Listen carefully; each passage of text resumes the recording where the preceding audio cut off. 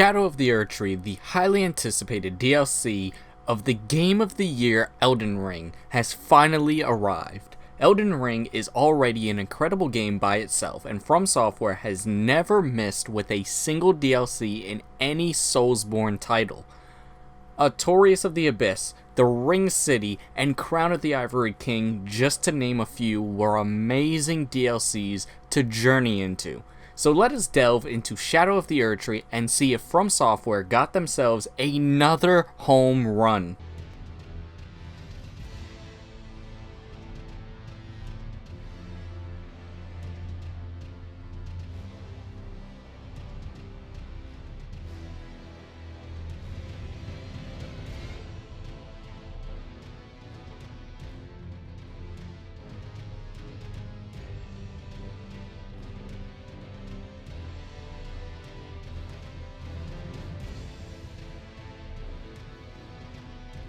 For Shadow of the Erdtree, it follows the same gameplay formula as base game Elden Ring. New weapons and added equipment helps to add a bit of spice to the decisions and builds and tackling certain situations. The DLC is also extremely difficult.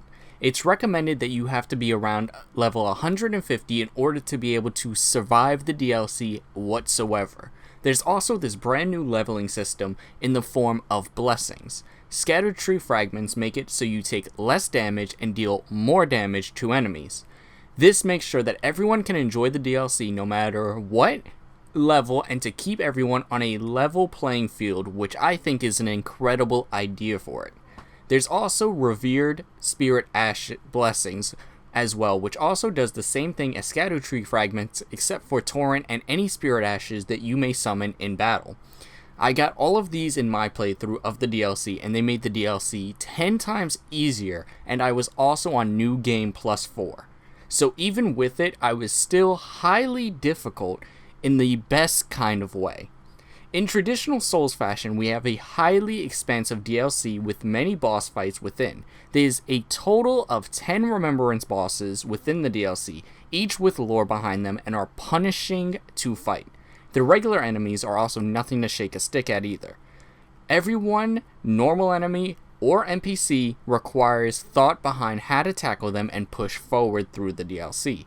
All in all, the gameplay plays just like base game Elden Ring, so for just gameplay and it having slight differences to base game, we'll give it a 9. As with every Soulsborne game, exploration is one of the biggest pieces and staples for these games. When the DLC was first announced, we were told it was about the size of Limgrave, maybe even bigger, but looking at the size of the DLC map, it's easy to say this is the biggest DLC FromSoft has ever made. In its own right, it feels like a full-on sequel to Elden Ring rather than just a DLC. There's 12 whole different regions/areas within it. You have Gravesite Plain, Scadu Altus, Shadowkeep, Ancient Ruins of Ra, Jagged Peak, Cerulean Coast, Stone Coffin Fissure, Abyssal Woods, Scattertree, the Hinterlands, Scattertree Base, and the Tower of Shadow, aka Inner Elim. 12 whole areas and regions in just the DLC is absolutely insane to think about, considering most full AAA games don't launch with that much content nowadays at all.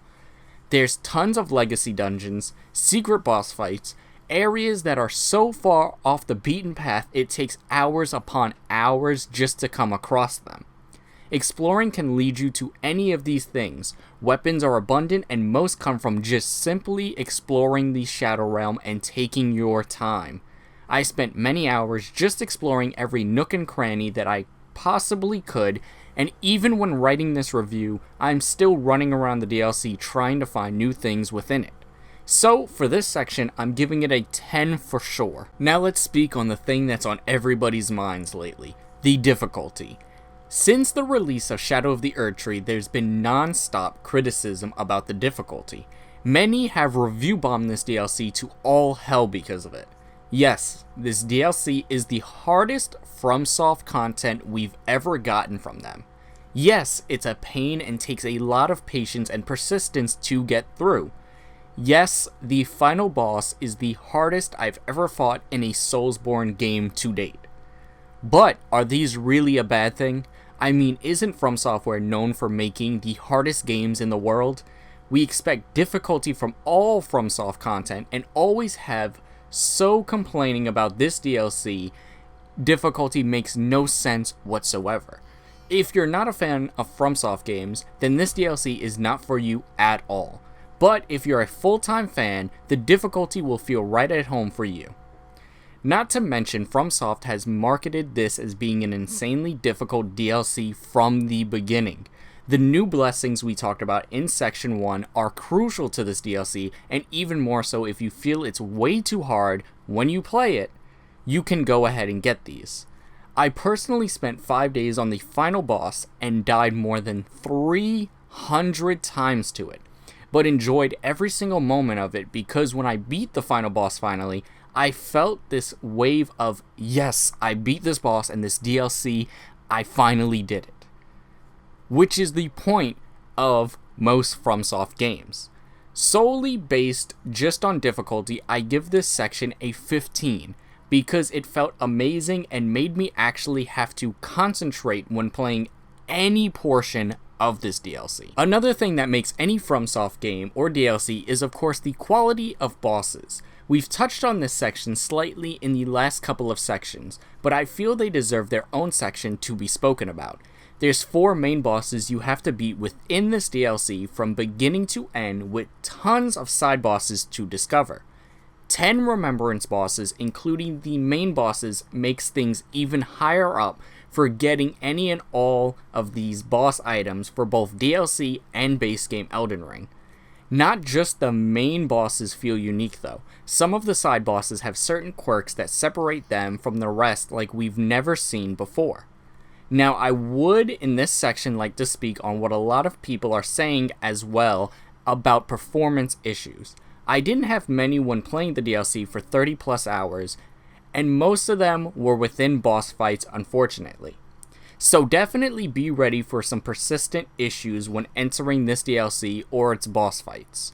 The final boss of this DLC, like I said, took me days and 300 plus tries to beat with loads of weapon changing and respecking just to try and have an attempt.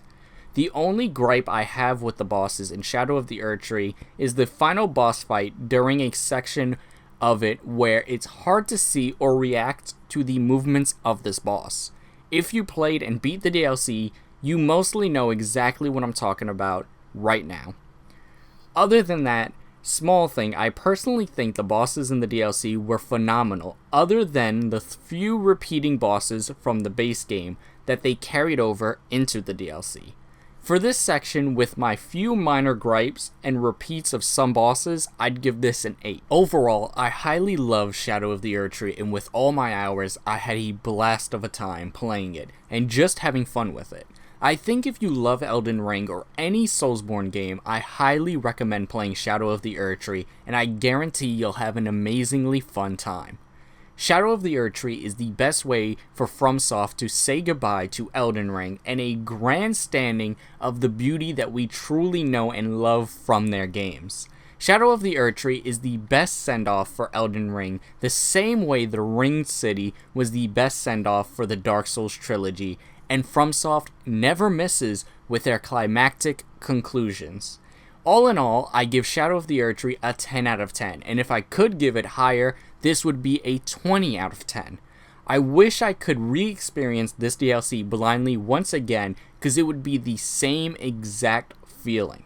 So let me know down in the comment section below how you felt about Shadow of the Erdtree and your experience with the DLC. And if you made it to the end of this review, leave a like on the video and comment Shadow. But with all that being said, thank you all for watching, and be sure to like, comment, and subscribe for more content, and I'll see you all in the next video. Goodbye, and remember to stay timeless.